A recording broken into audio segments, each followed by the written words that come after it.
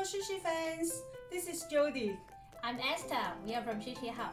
Last time we taught you how to make an Easter bunny. Have you tried it? Today we're gonna use the same sushi box to transform it into a chicken farm. Do you wanna try? Let's go!